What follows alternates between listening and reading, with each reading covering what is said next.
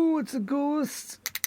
Hello and welcome all in to the MO podcast. You're here with me, Consummation San, and my lovely host, Treya. And today we've got a spooky Halloween edition for you. We're going to be covering the Wendigo and Skinwalker Ranch.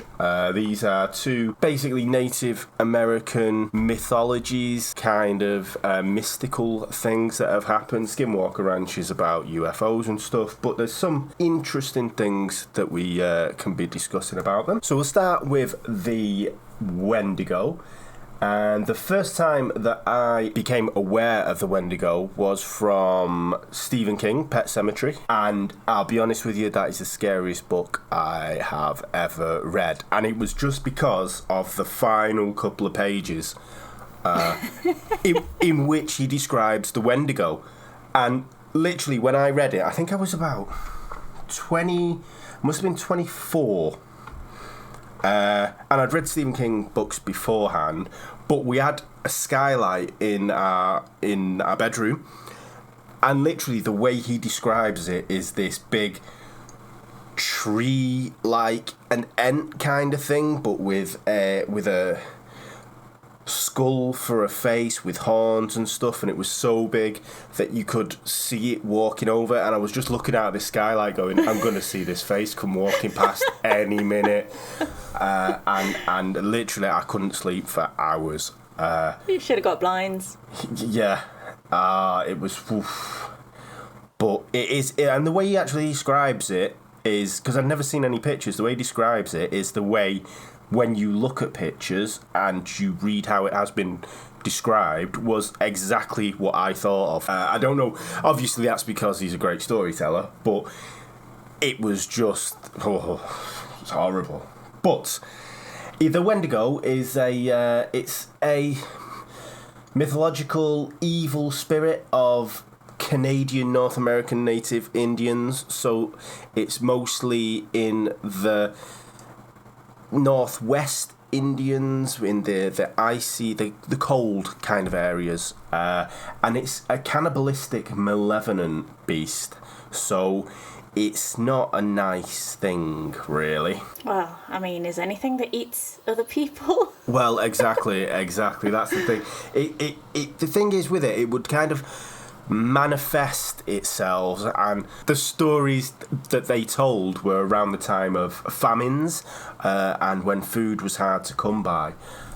It was kind of seen as an embodiment of greed and excess and self-destruction. So basically, if you haven't stocked up, if you'd had too much food during the summer, if you've not stocked up for the winter, then that was kind of your excess. You've kind of brought on yourself, kind of thing. So what it would do, it lived in the woods, in barren places, and it would get hunters and people that wandered off from a group or such things like that. It could mimic human voices and lead people astray. It actually can possess people. So whether it was an actual thing or whether it was the thought of the thing is kind of in debate, because there is a thing called the Wendigo psychosis, which is a kind of a cultural psychosis, and I'll talk a little bit about that later. But it turned them into these Wendigos, which just kind of went mental and killed all the people around them and cannibalized them, basically. Which is really horrible. But that being said, I actually found out that human fat was kind of a delicacy up until 1750. What? Yes, this is so, like, I just came across this. Francis Drake and Charles II were fans of having a mug of human fat every now and then. Ew. Yes, it kind of did wonders for the vim and vigour of them, apparently. Wow, you know them like cosmetic surgery programs where people have liposuction and they show what comes out of the tubes, and it's just this like porridge like fat, like, oh yeah, just warm it up and have a... like a Bovril. Yeah, basically. Aww. It was basically Bovril of the type. That's minging. Yeah. I mean, human meat has never actually been traded or used by any actual... Cannibalism hasn't actually been used by any people that we know of as a major thing. Do you know what I mean? Whereas hunting, foraging is kind of the known thing, but cannibalism was never used. It's kind of more used as a power move over opponents. So like you devour your opponent's heart in the middle of battle, or you eat parts of a fallen warrior to gain his strength and his spirit, but it's never like, right, Grand's dead, throw her on the barbecue kind of thing. Yeah. But it would never work in a battle anyway, because then you'd be eating your own soldiers. That kind of defeats the point, doesn't it? Exactly. So it's cannibalism is it's kind of a, I'm not going to say a niche thing, but it's a very it's not a thing that any kind of even the Incas, do you know that had human sacrifices and such, they never actually full in had a meal, a human a day kind of thing keeps a doctor away. It's no kind of peoples have ever kind of done that, so it is a little bit of a frowned upon thing. But then again, is eating placenta cannibalism? Oh dear Lord! I mean, I don't know. I just couldn't. I mean, I don't think I know anyone that's actually done it, but obviously it is done. And is that not considered cannibalism? One of the first major cases, and when the Wendigo came to the public's knowledge, I suppose, was a case involving Swift Runner, who was part of the Cree Nation. This was actually the first legal hanging in Alberta, in Canada. He was a likeable chap. He worked with the Royal Canadian Mounties. He was a local hunter. He seemed nice. He was well known. He was kind of affable. And then the whiskey got him, unfortunately. He was said to be fearsome when he was in his cups. So fearsome that he was actually sacked from the Mounties, and his own tribe kicked him out because he was just going around causing so much trouble. And it'd last for days, apparently. He just wouldn't stop until all the bottles around him were empty. But he did get some good trainers named after him, though. I googled his name and it came up with like a pair of Nikes or something like that. Oh, decent. Oh. Yeah, they're called Swift Runners. I was like, this isn't what I need to look for. But now I'm here. Sold. God, him and Ed Gein, I tell you, God.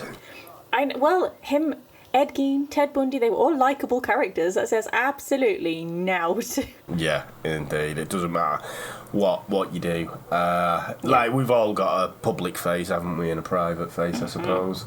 He was kicked out by his tribe, so he had to go and relocate, basically. So he took himself and his family into the woods to live, and this was just before winter set in, which, what a time.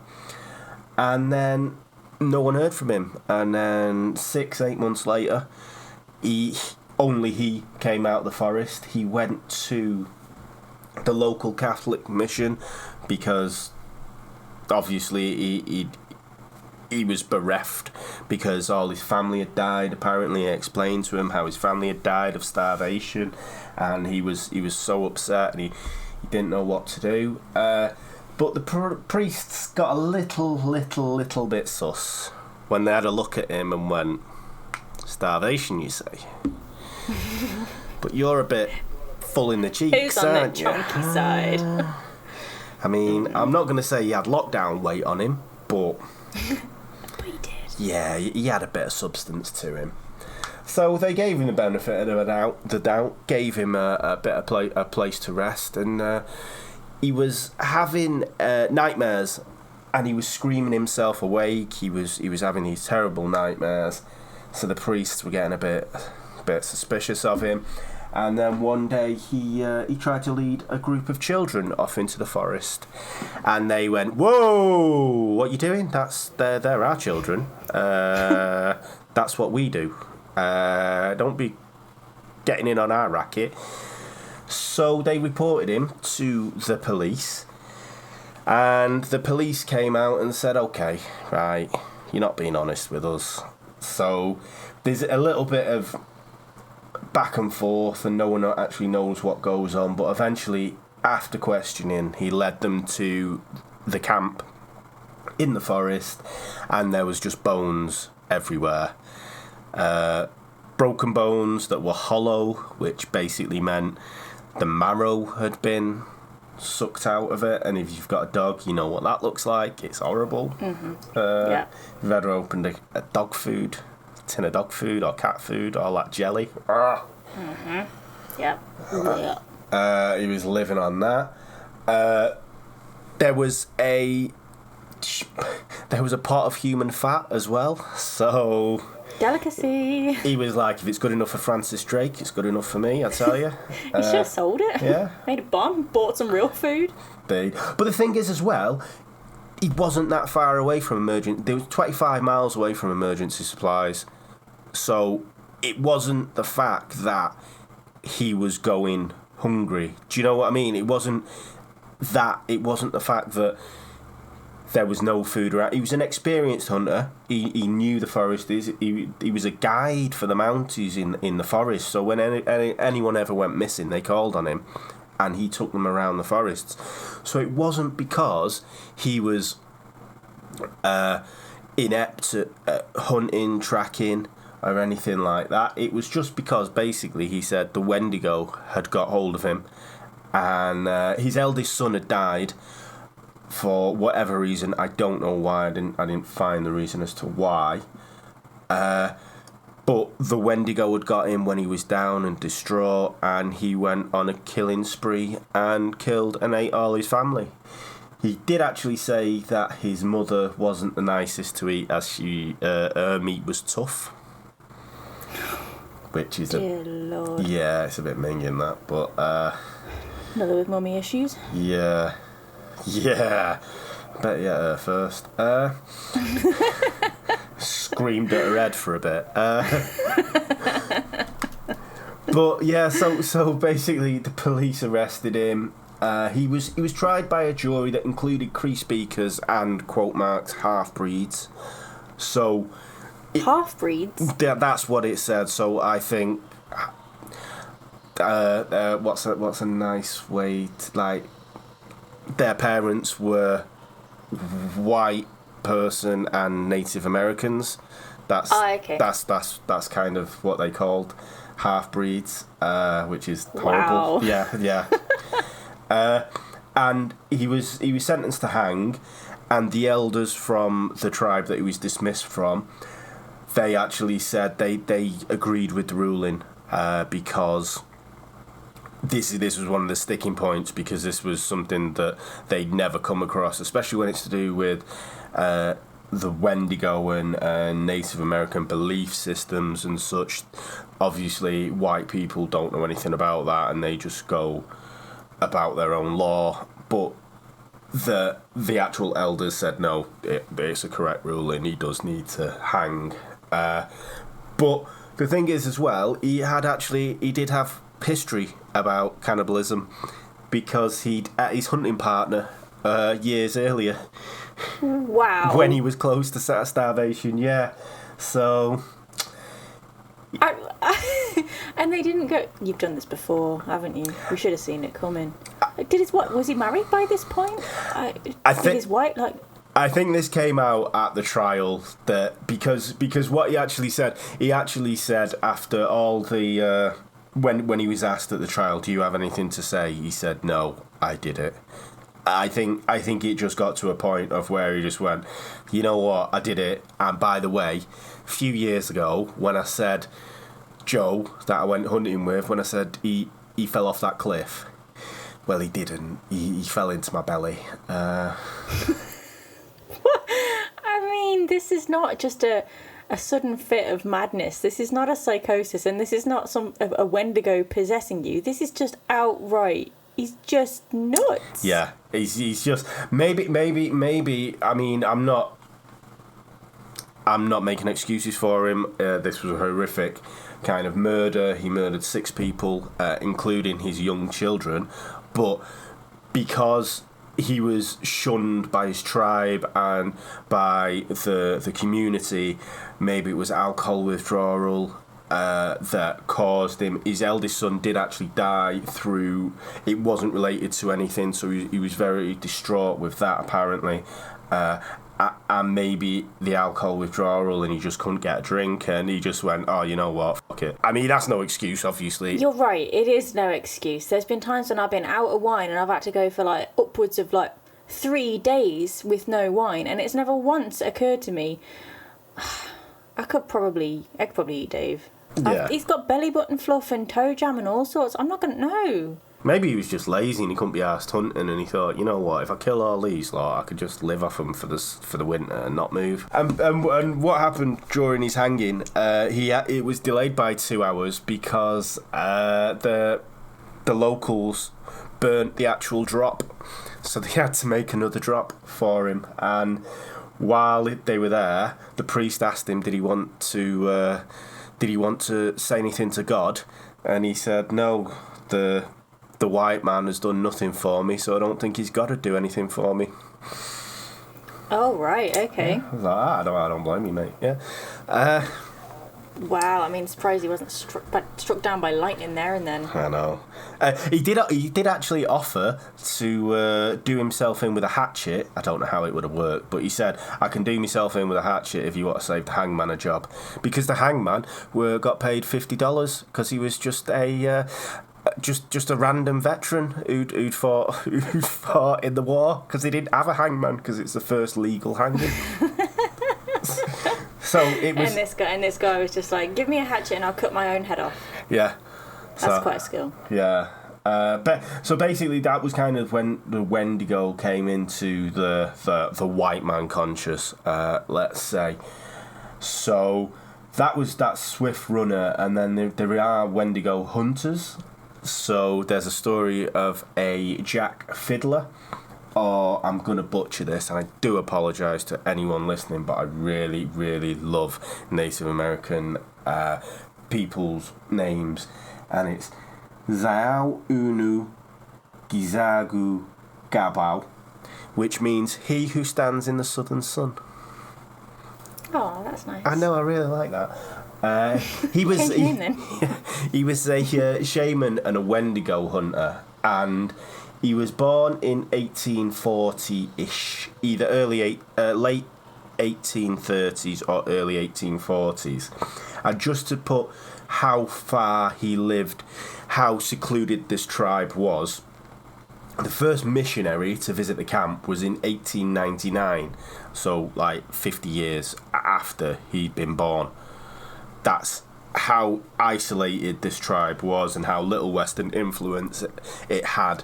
And it kind of has a massive bearing, because this case is what was put the nail in the coffin for the First Nation Indians and the tribal people, because they worked on their own kind of laws and beliefs, and because they'd not come across Western influences, they didn't know. I'm not going to say didn't know any better, but they didn't adhere to laws that the white man had done. So basically, Jack worked, he had dealings with traders and trading companies, and he was well known, and he was respected by other tribes. Other tribes around the area would send delegations to him. He was that well respected. He was a great healer. He'd go out to other tribes as well to heal people. But then in 1906, the Mounties got wind of, quote marks, a bag of pagan Indians who are in the habit of killing one another whenever one gets delirious through fever or other causes.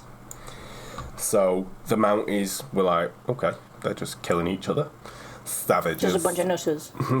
Heathens. But in 1907, Jack and his brother Joseph, whose real name was Pesiquan, were arrested for the murder of Joseph's daughter-in-law.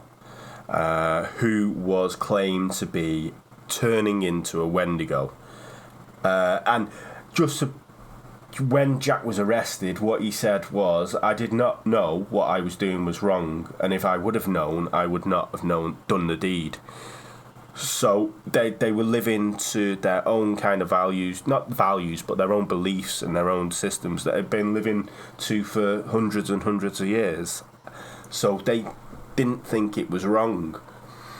But basically what they would do is, because the Wendigo is so ingrained into these people's lives, if people were acting strange, especially in a time of famine, their family would consider them possessed, and they'd call upon Jack to come and euthanize them before the Wendigo could become full blown and start killing people and eating people. So basically what happened was, the daughter-in-law was brought to Jack, and she was having fits and she was screaming, and she had to be held down by two people. The next day she calmed down, but she was still thought to be possessed, and she was choked by Jack and Joseph with a piece of string. When I seen it was she was choked by a piece of string, I was like, how? What? They got her to swallow a piece of string?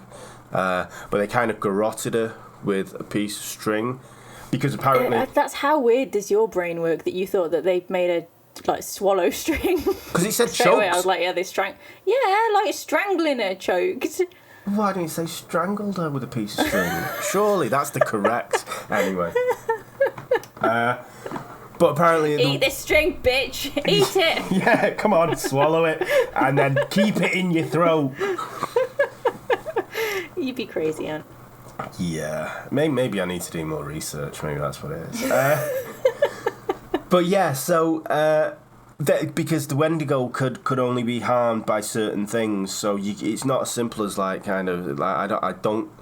it can only be affected by steel or cotton, as it turns out. But there's certain things that don't harm it. And if anyone's wondering, apparently it could go toe to toe with the Incredible Hulk, is something that I found out. That's how strong it is. In case you're wondering, which I know a lot of people out there are. So hey, skinny people be strong. Yeah. Can confirm. So, basically, so they were arrested and they were put on trial. Now, the trial, it was a little bit of a farce, because they were advised against having counsel. Jack and Joseph, they were advised against it. And the only person familiar with a tribe and their tribal ways was there as a translator, and they weren't actually asked to speak or requested to speak at the trial. So obviously, if you're looking at this as someone who's with Western perception and Western beliefs, you're just thinking this is a case of murder. How could they kill their own daughter-in-law? It's terrible. But obviously they didn't know what they were doing was wrong. They thought they were just euthanizing someone that was turning into an evil spirit. So they were both sentenced to hang for murder, and which is really bizarre because Jack was 87 by this point. Wow. Yeah, so they weren't spring chickens by any stretch of the imagination, but they had this big show trial. And basically they were both sentenced to hang for murder, but while they were on remand waiting for murder, Jack kind of walked off from his supervisor and went out into the woods, hung himself. And Joseph died on the 1st of September in 1909, 3 days before his conviction was overturned, because they were advocating that they did something bad, but they didn't realise what had happened. And then very shortly after they died, his actual tribe was moved onto a reservation from their actual land where they were living, and then the government took hold of that land. So I think this is it's a really sad case, and it's kind of like, okay, maybe you don't actually understand what's going on, as with your Western influences in your Western mind, but it was basically a power grab by the government just to try and get their land, and they saw an opportunity that they were killing each other. No, they have to be watched. And it's really sad, and this is where kind of the Wendigo psychosis came from, which some psychologists believe in, some psychologists don't. It's basically a cultural bound syndrome, which is kind of the fear of becoming a cannibal or craving of human flesh.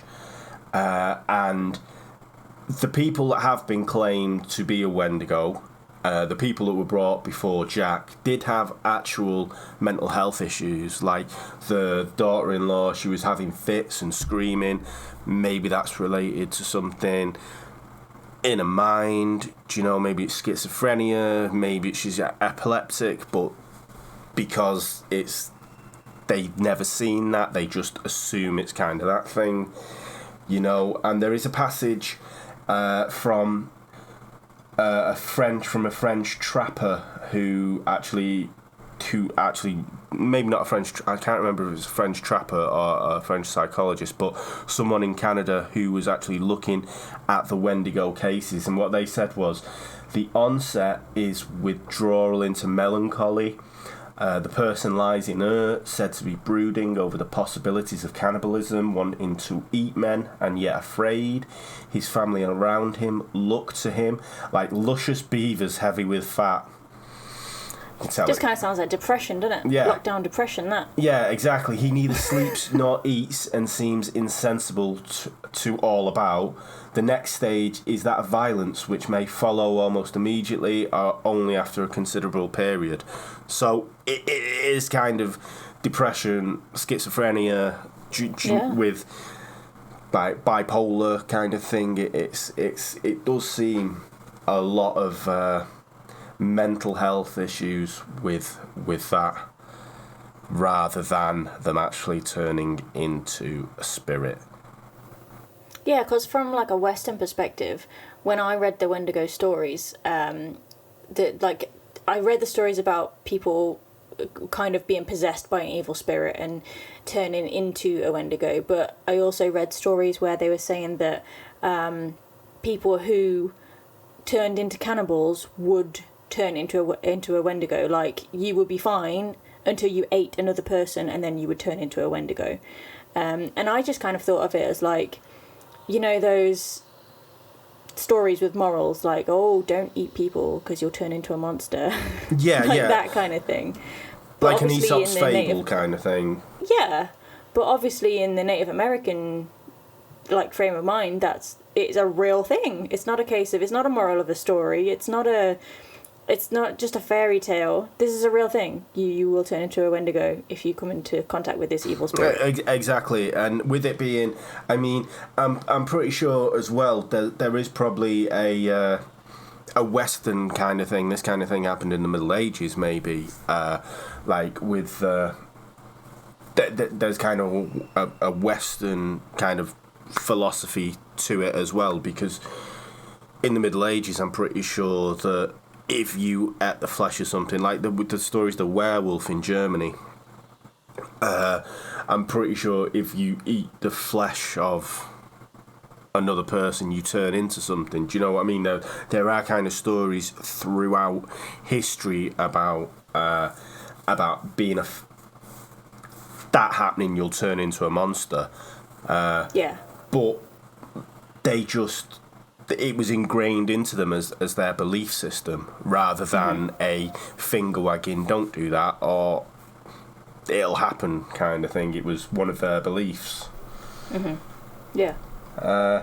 But yeah, so I mean, they're the two that I came across, the most notable two. Did you find out anything other? Well, the introductions I had to Wendigo were through Grimm and Supernatural, the TV series. So that the kind of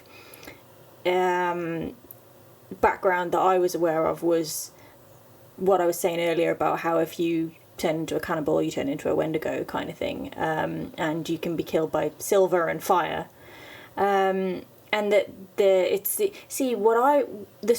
description that you gave, which is Stephen King's description, sounds more to me like a Skinwalker, because the descriptions I've read of the Wendigos are like tall, gaunt, pale, sunken eyes, like emaciated, humanoid kind of things that are they're so thin and starving basically, but they're always ravenous. Yeah, they can't kind of sate their hunger. That's why they're always wandering and trying to find new flesh.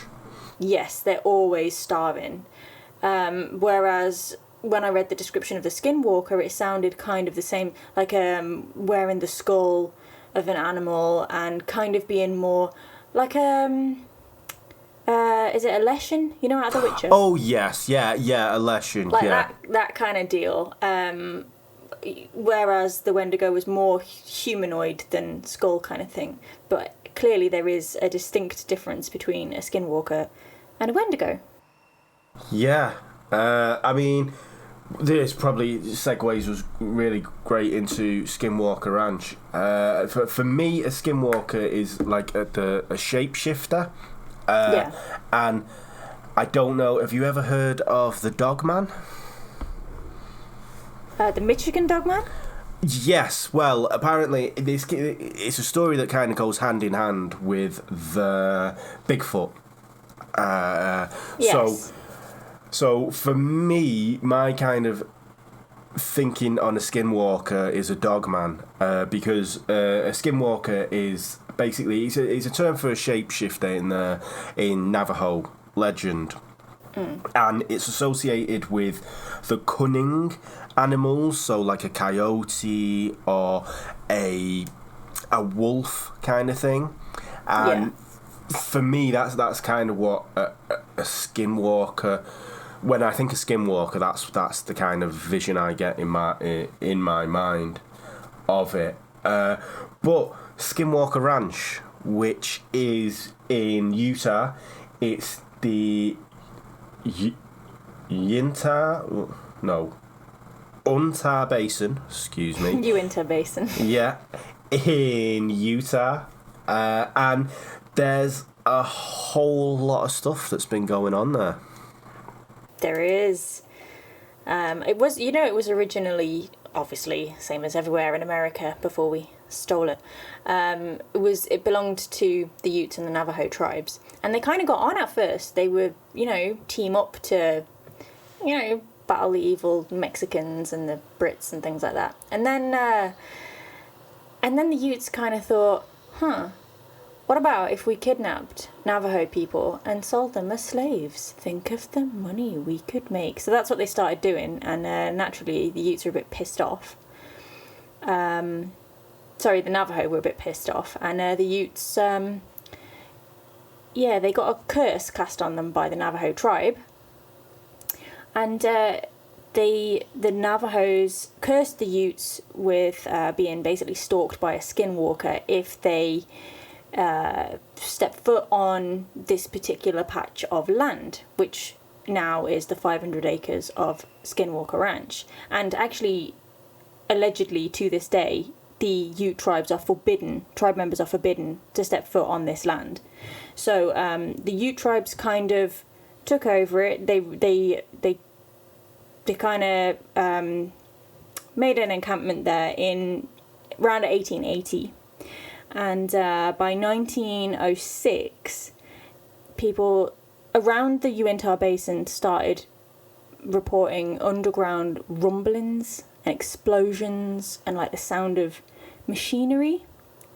But that didn't stop people moving in. In 1905, John and Emma Myers, they moved in and they built a homestead. I actually believe it's still on the ranch now, although it's, like a bit of a ruin. And then the Locke family, so it was pretty of a busy ranch, really. The Locke family, they moved into the west side.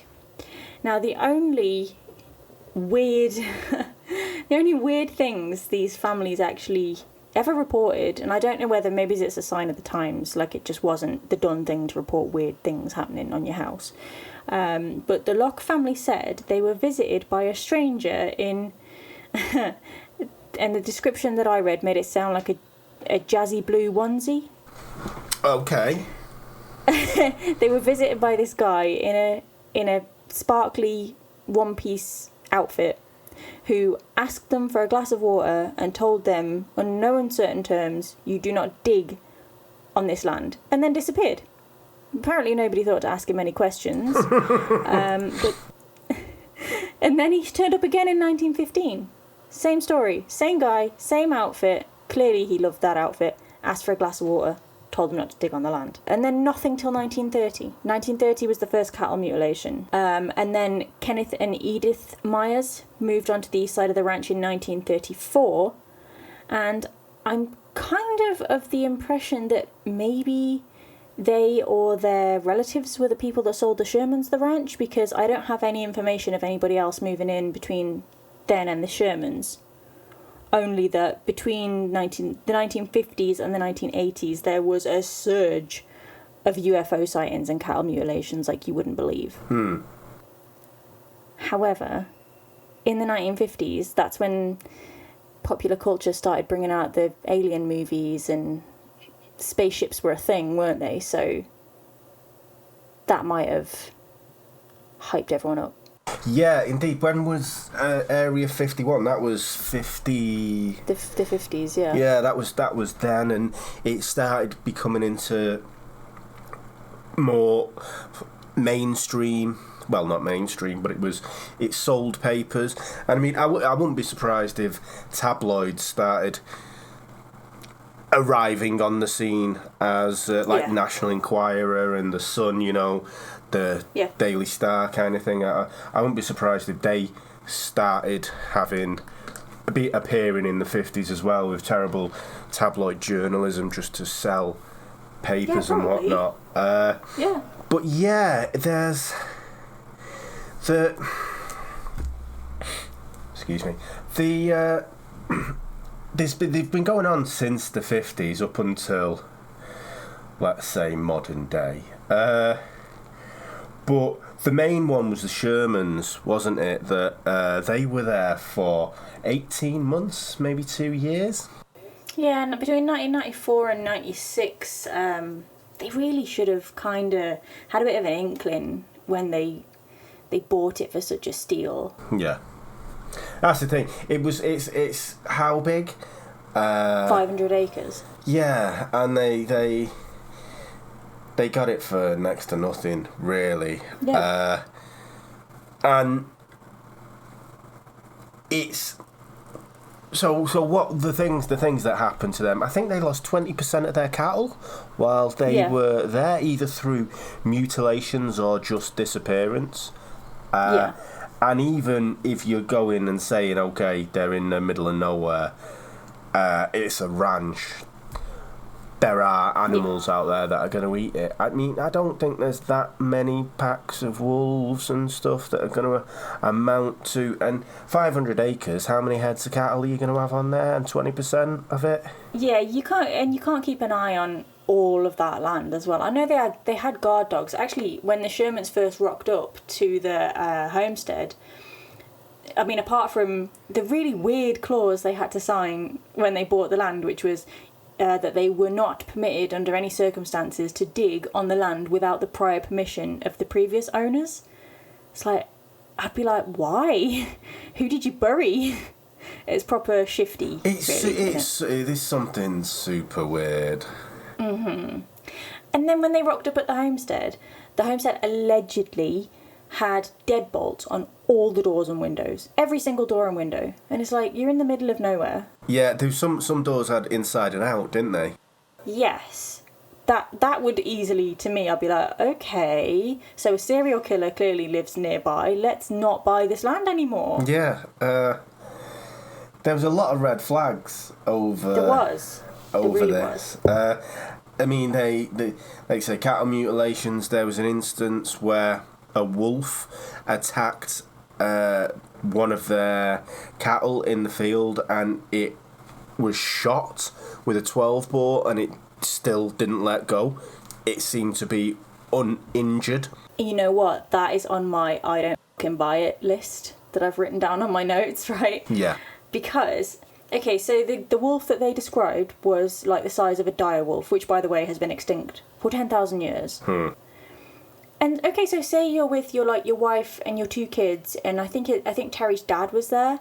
So you're there with your family, your young family, and this huge monster of a wolf just kind of rocks up on your land. The last thing that I would think to do, or I feel like any human being would think to do, is go, oh, that looks pretty tame, it must be somebody's pet. Let's pat it on the head. Which is what they did. Yeah, I don't buy a lot of the stuff. I mean, the thing, the Shermans were terrorised enough to sell the ranch, 500 acres, in 1996 for $200,000. Which even in the 90s was absolutely naff all for that amount of land. Yeah, exactly. Especially if you're thinking of a working ranch that encompasses that amount of space, how many animals you could have on there, how much you could make from that. It's absolutely nothing. And they were basically run off the land. They were that scared. But I don't know, did you think they were that scared, or...? I don't know, because, like, when it comes to the story with the wolf, I'm just not buying it on just a normal human basic instinct. I just don't think anyone in their right mind would see a giant wolf on their land in the middle of nowhere, assume that it was tame and it was probably somebody's pet, and then pat it on the head. You'd be running for the hills and locking your doors. You just wouldn't do it. But the other things, like the random things that could... Apparently there's theories where this could have been put down to, like, psychosis, or, like, just being out in the middle of nowhere, or, like, radiation poisoning or something. So Terry had a fence post digger that went missing, and he was a bit pissed off because it was quite expensive. So he went out and bought another one, and then the next day this digger was discovered up a tree. There's no way it could have got there on any level at all, and he was confused. And then Gwen, his wife, she would, like, come back from the grocery shopping, and she would unpack everything in the kitchen and put it all in the cupboards, and then leave the room and come back, and everything was back in the shopping bags, all packed up again. And so that's kind of weird. But so they said that eventually they would hear, like, footsteps outside, and there would be, like, black, faceless, like, things looking through their windows. And, you know, they'd locked all the doors and everything, and thankfully they had the deadbolts and stuff on the windows. But apparently these things still got in, and they would stand at the foot of their beds and watch them at night. So that's pretty terrifying. Yeah. If it's true. Indeed, that's the thing as well. And with the level of truthness, let's say, veracity, they never actually reported this to any of the local police. Yeah, they didn't, yeah. They confided in was it a high school teacher? Yeah. So the police don't have any records of any cattle mutilations. They don't have any records of... And to be honest with you, even for insurance, like, if 20% of your herd went missing, surely there's a way to claim it back. Yeah, especially since I think that there was the cattle themselves, because they were such, like, special breeds. I think they were worth a couple of grand each. A bull, like, I was reading, a bull cost $6,000. Woof. So there was someone in Colorado, I think, who had 6 of his bulls mutilated, and they cost $6,000 a piece. So wow. A steer, or even if it's going in the grinder, it's gonna be worth at least $1,000, $1,500. Even for insurance purposes, you've got to have them insured, because obviously wildlife attacks, illnesses like BSE, you know, mad cow's disease, anything like that. So you're going to have them insured. You need to claim insurance. Okay, in this country, to claim insurance, you need a police number, your police number to put on the insurance form. But they Yeah. never actually reported any of this to the police. They just went to the high school, I don't think he was, but the high school gym coach and went, oof, it's gone crazy over there. Woo! So, come on. Like, what did he think that guy was going to do with that information? Okay. Okay, cool. Yeah, cheers for that. Apparently, the guy was a ufologist. He must have paid his 35 quid online and got his certificate. No, that's demonology, Ant. Get it right. I know, but I'm gonna be there one day, I tell you.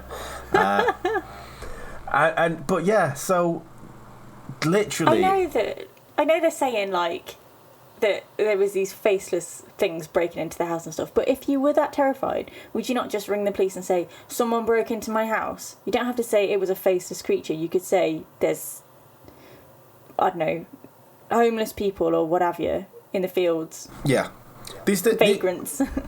There's that story from. I can't remember what it is, but it's the basis of critters, and they were having a party in the middle of nowhere in this but in this house in the middle of nowhere, and literally halfway through the night, these little creatures start attacking the house and whatnot, and they were shooting at them. And they were scared, and they were saying, "Oh, they were aliens and everything." And it is the where Critters, the actual film, which is a terrible film, got the basis of the movie, because that's how they describe these creatures. Even they rang the police and went, "These critter things are attacking us," and it was made into a film. Do you know what I mean? Yeah, that's the Kentucky Goblins, isn't it? If you're being put under 18 months of constant harassment, surely at one point you go, Why them people with guns and the loud noise cars? Why don't we just call them? Especially since, right, I was looking at like what the weird occurrences were that happened with them, and you know Predator, the movie, and you know the Predator, and he goes like invisible, like he cloaks himself. They were saying that one of them kind of things was like lurking around the farm, like just kind of just there, like that's not terrifying. And then they were saying that portals were opening up on the land where you could like, it would be pitch black night and this portal would open up and you could look through it and you would see blue sky on the other side, like it was a different world. Like, okay, that's terrifying enough to either A, seek some kind of psychiatric treatment, or B, like ring the cops. Yeah, just to verify it, you know. I mean, like by the time the cops come, it could have all disappeared. But then at least we wouldn't be here going full of shit. They're just full of shit. Like, how would they? Like, okay, so it was 1994. So it was after like Roswell and all the kind of spaceship flying saucers hype. So if you saw something that looked like a cloaked, I mean, it was before. Actually, when was Predator out? Was that the 80s? It wasn't. Yeah, that was 80s, early 90s. But okay, so maybe you would have thought, shit, that's a real movie. Or, like pre-Predator, if you hadn't seen Predator, you might think, okay, maybe there's a secret government testing facility somewhere around here and there's like military cloaking experiments going on here. Maybe I should report it to the authorities to find out if there is experiments going on and I'm just not crazy and or being stalked by the Predator. Like, just ring someone. Yeah. So yeah, but as well, the thing is Utah is where it is. The next state over is Nevada, which was desolate for so long that they were doing nuclear tests, above ground nuclear tests there. They were dropping bombs there. So yeah, well, they dropped the A-bomb, didn't they, on what was it, Survival Town? Yeah, exactly. Creepy. So all that stuff that goes up in the air, all the radiation, it came downwind, and like, surely it's still in the air though. So that's where you're getting your lights from, and all your weird, like, because they were reporting lights in the air, weren't they, and beams coming up. And it was widespread. It wasn't just Skinwalker Ranch. It was across the whole Uinta Basin. Exactly. And it's So, yeah, that would make sense. pretty much downwind from Nevada. Yeah. So, Yeah. so that is... I mean, for me, I think that the Shermans were just... I think they were just trying to sell us a ruse there. But that's a bit weird because, I mean, apparently afterwards, like, they didn't want anything to do with the press. Like, they only apparently went to the press so that they could basically sell the land quick and GTFO. But they've, like, never had any interviews or anything since. And they sold the land for an obscenely low amount of money, which kind of is a bit odd to me. If you were doing it, like Amityville style, you would want to sell, you'd be like, oh yeah, this land, like, you want to do experiments on here? Okay, give me like 1.5 mil. You wouldn't be like, here, yeah, I'll take 200 grand and... What? The only thing that I can actually think about, right, in regards to that, is because of who bought it from them. And it was bought, so the Sherman sold it, and it was bought by Robert Bigelow, who is a billionaire. He made his money in real estate, and the only reason he got into real estate, and the only reason he wanted to make money, was because he wanted to explore space. He wanted to go into aviation, space aviation. He wanted to explore the possibility of life on other planets. He wants to put an inflatable space hotel in orbit in 2022. So the only reason I can think of them selling it for that amount of money is that they put a clause in and went, when you find something, you give us X amount. Do you reckon? Yeah, because I'm sorry, if a portal opened up in the middle of your farm and you could see blue sky, you'd go, ooh, has anyone got a camera? Yes. Do you know what I mean? And if you didn't have a camera, you'd go, ooh, cows are going to fall in that. I better fence it off. Or you might be inclined to, like, have a venture in. Yeah, well, exactly. Get a cow, push it in. Will it hit the bottom? Well, I mean, that's just cruel. I'd probably have a little go, get a backpack, some water, some crisps and a Snickers bar, and just jump in. See where it takes you. Just get your youngest. There you go. There's a 3210. Give us a ring if it's got service. But yeah, I mean, you'd go to the authorities. You'd tell someone, not a high school.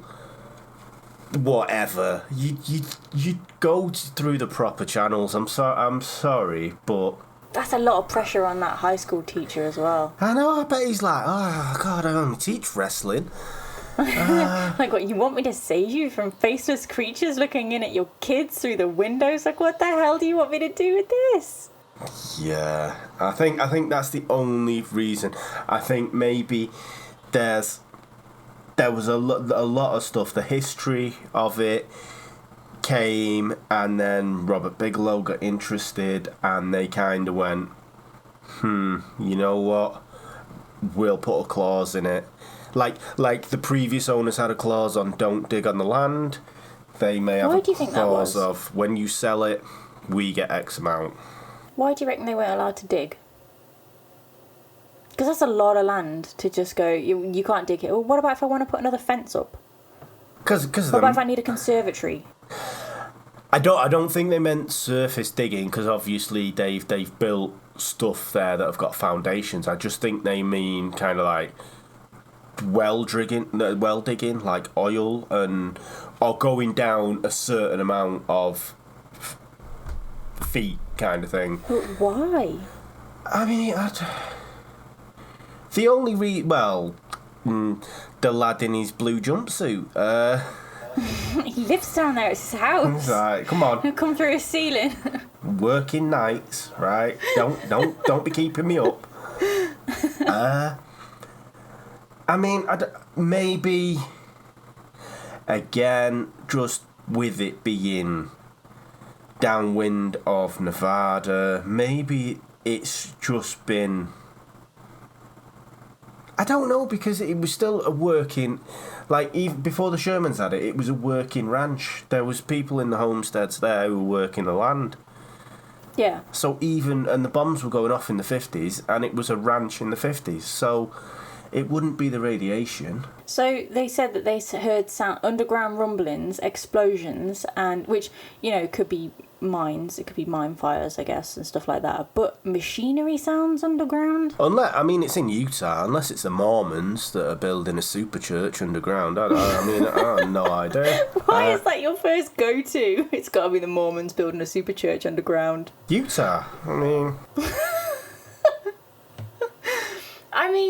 could it not be a secret government base underground that's always been there?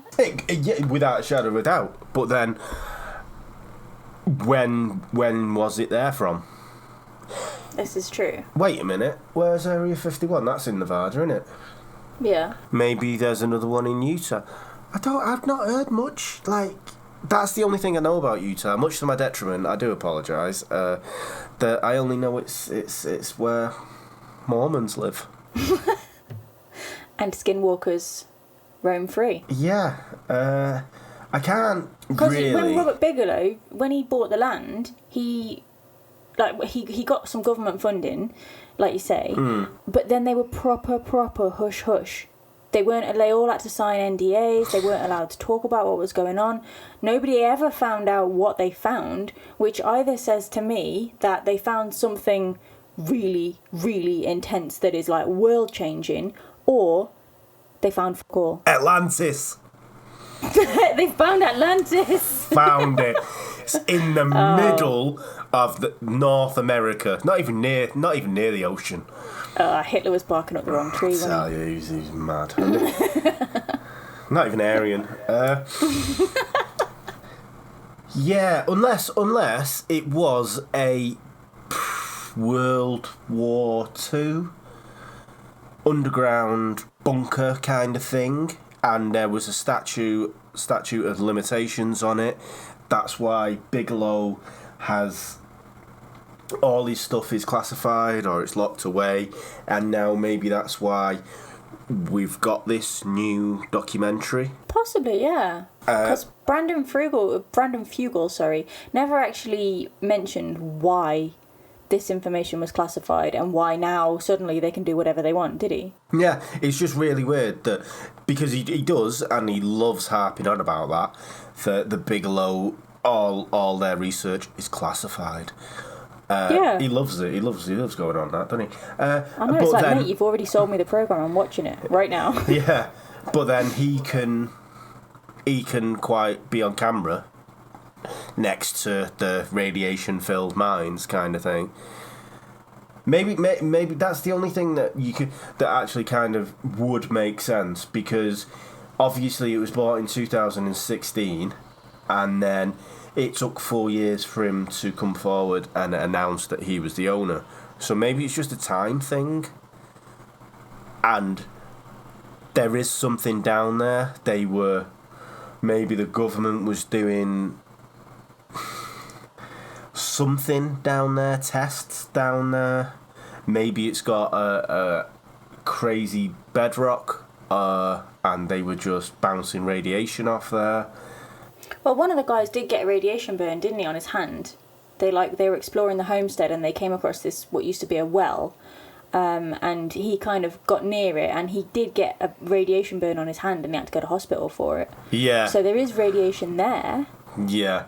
That was the thing with the other guy's head, weren't it? God, they never stopped going on about that, didn't they? It's like, yes, Tom had swelling on the brain. How many times are you going to tell us? We know. He didn't have swelling on the brain, though. He had swelling on his scalp. Come on.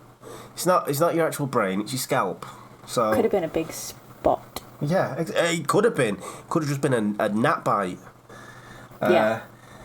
But, yeah, I don't know. Something's suspect about it. There's a lot of things that I'm not buying with the Shermans. because Yeah. it was working ranch for, 60, 70 years before they took over it, and then 18 months later they went, no. Yeah. And the fact that they sold it for 200,000, yet Bigelow 20 years later, sold it for 4.5 million. Yeah, that's quite a difference, really. Indeed, I mean, I know inflation and market prices and this, that, and the other, but no, I'm sorry, 4.5 million. That's crazy. And to be honest with you, in 2017, Skinwalker Ranch was actually filed for trademark. Ooh, I wonder if it's going to be like a spooky attraction. So this is the thing as well, because as soon as Brandon Fugel bought it, 2016, he cut all access off to it. He cut the roadways. He put armed guards on the gate, barbed wired all the way around it, and had armed guards, dragon. I was going to say, ain't no bitches getting past dragon. Yeah. Oh, what's that behind you? What? He was a bit of a dick. Yeah. But yeah, that's see, these are the things that are just like red flags to me. That it just doesn't seem, they're just, in the 4 years that they've had ownership of it, and the holding company that they bought it with was called Adamantium. It's Wolverine's fucking claws. It's like, oh, come on now. Okay, so maybe then, I forgot about that, so maybe, because adamantium's pretty rare, maybe there's an adamantium mine on the ranch that belongs to somebody else who doesn't want to be named, and they don't want any digging because ain't nobody going to be rich except for the person who owns it, right? Yeah, but it's 2020, we don't need this. We don't need Wolverine fucking walking up the road now, really. Mate, I always wanted an adamantium vest. I want to be just like my Final Fantasy Online character, damn it. Yeah, but it's like, let's get over Corona first and have a year off of like where we can go out to the pub rather than having like Wolverine and goddamn Deadpool fighting. Mate, if I ever come visit you to the pub, I'm going to need an adamantium vest. Well, I know, but still. I never leave home without it. Adamantium, you need vibranium, I tell you. Jesus. We all rep Wakanda around here, I tell you. I never leave anywhere without my mythical vest. That's right, yeah. I keep stinging my back pocket just in case, it kicks off like that. Oh, it's glowing. His orcs Starts around glowing here. blue. Fuck it, I'm in Manchester. But no, it is very suspicious. It does sound a little bit like he's planning on building some sort of, like, not theme park, but do you know what I mean? Theme park. That's it as well. And the scientists that they've got, if you've not seen it, by the way, there is a documentary on the History Channel about Skinwalker Ranch. It is quite good. They do actually use quite scientific methods to try and discover nothing. Only trust Travis, don't trust anybody else. Only Travis. But the scientists that they've got seem quite... It just seems it's basically, I said this before, but it's a cross between The Apprentice and The Office, and it's a reality show, so they're kind of half scripted anyway. But you just look at it, and there's some bits that you go, oh yeah, and then you just have Dwight in the corner or something, and you're just going, oh. And he's got his staplers in jelly, and you're going, oh, I just can't believe it. It's like when he pulls out that magnet at the end of it, at the end of the first episode, and he goes, oh, you'll know what this is as soon as you open the box. And then at the beginning of the next episode, the guy's looking at it going, what's that? Yeah. Clearly doesn't know what it is. He goes, I thought you were a scientist. yeah, it's a magnet. Oh, okay. Well, why have you got a magnet? It's just. I know, it was a bit of a underwhelming cliffhanger. Yeah, they are.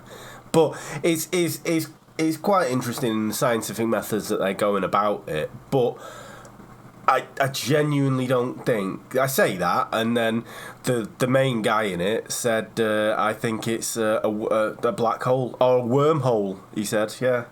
He thought there was a wormhole underneath the basin. Did you read the story about I think they were Bigelow's men. I think they worked for NIDS, actually. There was two scientists, and they were standing on the bluff, right, and they were looking down, like 150 feet down, and they see this expanding yellow light, and they were like, oh, what's that? That's weird. And it's getting bigger and bigger and bigger, and one of the guys, because they've got all this equipment set up with them, and one of the guys is like, hey, let's have a look through the infrared camera, and they point the infrared camera at it, and it's this big black portal, and this black creature, like all they can see is a torso, is trying to pull its way, climbing its way out of the portal. It climbs out of the portal, does a runner, the portal closes up immediately, and the guy who's not looking through the infrared, probably because he's shit scared, is just watching this yellow light get smaller and smaller and smaller until it disappears. So you're saying, like, Cthulhu climbed out of the goddamn portal and they didn't watch where it went? Basically, yeah. I feel like if it was a real thing, you could probably talk to these guys in the biggest institute in America for psychiatric help. Yeah, they'd be sat next to goddamn Ed Gein and... Yeah. You'd be fucking traumatised. I would never get over that. I'll be in a padded room, straitjacketed. That's trauma you just don't... You're like, oh, that's interesting. Should we try and just debunk it, maybe? No? You just... What? So there was these two guys looking at this basically thing, and they went, "Oh, it's a light. Let's have a look on the infrared." And then Cthulhu starts crawling out of it, and they're just looking at it, going, "Standard, innit?" Yeah. And like, oh, what's that? That's interesting. Nobody thought to hit fucking record, or maybe they did hit record, but it's classified. Yeah, but then how do we know the story? Well, I mean, good point. Maybe, I mean, you can't erase memories, or can you? Maybe the scientists are just like, no one's going to believe us anyway, but we weren't allowed to take the tape. So you just have to take our word for it. Oh, imagine that. Imagine they'd actually seen it and they told everyone, and everyone just went, they're mental, right? No, you didn't. Why are you lying? Don't lie. It's only a dinner party. Come on. I mean, you've met the president. You could say that story, but no, you come up with Cthulhu. Bloody hell. We're leaving. Get your bag. And their wives are always just like, there's a reason that none of our friends invite us to any more dinner parties. Yeah. It's because of you and your crazy ass stories. And no mentioning aliens or portals. And then in about 20 years' time, the Freedom of Information Act will all go, they were right. And they'll be in the padded cell going, I told you. And we'll be having nightmares. Yeah. That's the stuff of nightmares. The things like this, I'd have to see it myself. Do you know, I'd have to witness it. Not something like that, but Skinwalker Ranch as a whole, I'd have to see the lights and be there and have the feelings that these people are claiming to have. I don't think as when you watch it on the documentary or you read it, I think it's very easy to say no, that's not happened, that's scripted. If you were there, it'd probably be different. But for me myself, I'd have to go through it. There's no other way that I can just go, yeah, that's legit, you know. Yeah, like the lights in the skies and stuff. Like there was I think it was a video. I think I actually showed it in the documentary where there's this like a beam of light that's just shooting up across the sky, like the bat signal kind of thing. And they're like, we don't know where this light's coming from, and we can only see it through infrared. We can't see it with our own eyes. And they like point the camera and you can see the light beam, but you can't see it when it's not looking through the infrared. Could that not be like something to do with the electromagnetic field? Is it not something along the lines of, I mean, like exactly. The aurora, the northern lights? Yeah, but there's so much radiation in that area as well, because it's because of they were letting off atomic bombs like Yeah. 100 miles down the road. So it has. Do you know what I mean? So that whole area, not even just the basin, but Utah, Nevada, like going further into LA and California, there's radiation fallout from it. That's going to play with. I'm not a scientist and I'm just guessing, but I would say that would have an effect on the electromagnetic scale, the spectrum of it, and especially how light is reflected. Yeah, it might keep bouncing off the walls of the basin with it being bowl shaped, you know. Exactly. There's so many ways that you could actually describe it, and the guy on the thing on the documentary that they've got in, he's an astrophysicist as well. So surely he could be coming up with the reasons of what it could be rather than what it isn't. Like, why don't you go for there has been radiation, there has been nuclear tests around here, so there's going to be radiation, so let's look at that, rather than just go straight for, it's a wormhole. There must be an interdimensional wormhole here. It's a bit of a jump, yeah. Yeah, come on, use science rather than non-science, science that hasn't been proved. Use what's been proved, and then if you can't decipher it that way, then you go, okay, well, we've done it that way. Let's have a look at interdimensional wormholes and how they could work. Genuinely, I'd love to believe it. Like, cattle mutilations happen, like, everywhere. And there's no one reason. No one's ever gone, this is the reason why it is. It's still unknown why cattle mutilations go on. They've happened at the ranch. Cattle disappearances, you can put that down to animals maybe, but cattle mutilations where the eyes have gone, only the parts of them have gone. That is. There's some of them that look like they've just been flat out cored, like an apple core kind of thing, straight through them. Like, yeah. There's one. Or maybe kind of the first one that kind of brought them to prominence. First reported one, I can't remember what it was called, but it was a horse that had its neck and its head flayed of all its skin. So from the neck down, it had all its skin. Didn't have any bits and pieces because they took them, but it was just skeleton from the neck up. So that's weird. And there was no footsteps around it, not even its own footsteps for 100 metres around the actual corpse. That is weird. So that is weird. Like, cattle mutilations are weird, and I'm not going to say I like them, but they do pique my interest. And no one's categorically stated this is the reason why they happen. And for even people going, it's satanic worshippers, they happen far too often and far too quickly. Yeah. And they're always completely drained of blood, and there's no blood around the body. There's no evidence around it, so that is something that's a bit. So, and that happens on Skinwalker Ranch, which is weird. Obviously, with the big dog, that's weird. But why are they stroking it? No idea. Lights, I mean, you can kind of say it's radiation, and the deadlocks on both sides of the doors, it's just weird people. Right. I mean, they had been living with other people on the ranch, hadn't they? Maybe the other people were kleptos.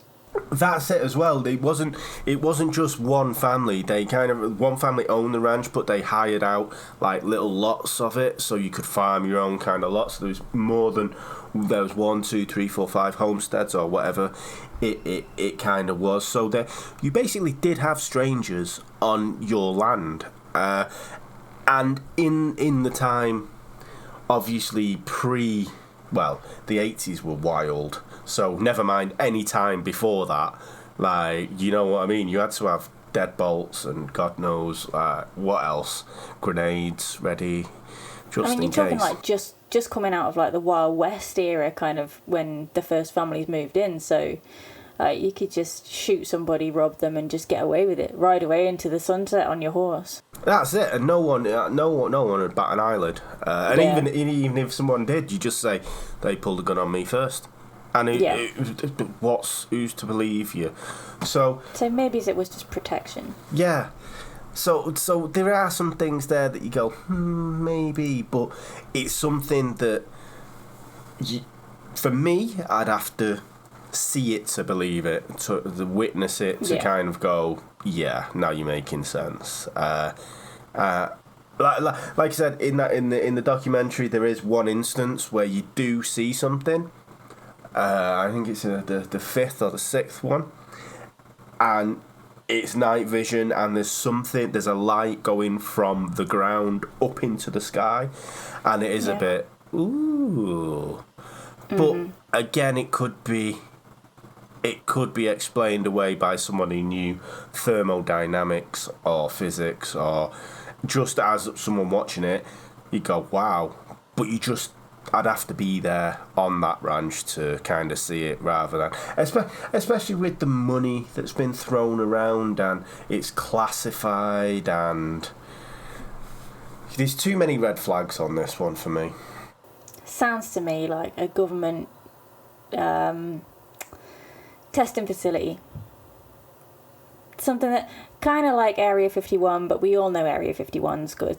It's just a bunch of pencil pushers. The real stuff happens elsewhere, but they want everyone to think that it's at Area 51 because it means that people aren't hijacking where the real stuff's going on. I think it's that kind of thing. That's it. It's probably, I mean, to be honest with you, we all know about Area 51, but how many Area 51As are there? You know, that we don't know about, and the amount of barren land that's in America, that's in the mid-north, the Midwest kind of thing, going over from Nevada, Utah, Ohio, all the way through that kind of place. There's so many swathes of land that 100 years ago the government could have gone, especially during the war, you know, after they took on all the scientists, let's use quote marks there, from Germany. They took on all them scientists and they had them working on the A-bomb and all these things, you know. They could be still doing it today, and Area 51 A, B, C, D, but we just don't know about it. Shall we go? Shall we go to Skinwalker Ranch? And we'll meet Dragon at the gate and you can sweet talk him so that he'll let us in. I wouldn't sweet talk him, but I'd love to go. We'll probably have this conversation in about a year and it'll be like $200 entrance fee because they've turned it into a resort. Do you remember when we were like theorising about Skinwalker Ranch? Now you can just go. It's like 39 quid or something. Come see the sights. Come see the bright lights. It's part of Two Swords with Alton Towers. Indeed, yeah. I bet Disney will own it as well. They ruin everything, don't they? I would like to believe it, and there are some odd things, but on a whole, I think that there's a lot of science that can explain it. The Wendigo I totally want to be real. But yeah, on the whole, I think it's just a load of superstition and a load of maybe psychosis induced by radiation poisoning. Yeah. I mean, the Wendigo for me will always be, probably shouldn't really say it because it's probably being horrible to the Native American beliefs, but the Wendigo for me will always be the last few pages of Pet Sematary, and it's so scary, and I'd love to actually believe that there's something in the forest out there that has a kind of spiritual kind of touch with the seasons, and it knows when there's going to be a famine, and maybe it knows when it's going to pick its time, kind of thing. I'd love to kind of believe in that stuff, but I think it was a mental condition that just wasn't understood by the people at the time, and it was just a ploy by, well, Jack, especially Jack Fiddler. That was just a ploy by the Canadian government to take their land. Skinwalker Ranch is, again, I'd love. I mean, to be honest with you, there's got to be something out there. There can't just be us in the universe, because wow, that's depressing. I don't know. There's really got to be something else out there. We can't be the only anomaly in this universe. But saying they went to Utah and they're just hanging out there, I can't. I'm not believing that at all. I think like you, I think it's just some kind of radiation stuff. Maybe there's an Area 51A down there, and it's a statute of limitations kind of thing, and then I think they'll get as much tease out of this as they can. Well, to be fair, they did say originally a video that I watched had said that most of the dark occurrences seem to have happened in and around the mines, which they never went into. They never entered the mines, so I think season 2 is supposed to be looking delving deeper into that. So maybe they'll go into the mines, and maybe it'll be like The Descent, and they all get eaten.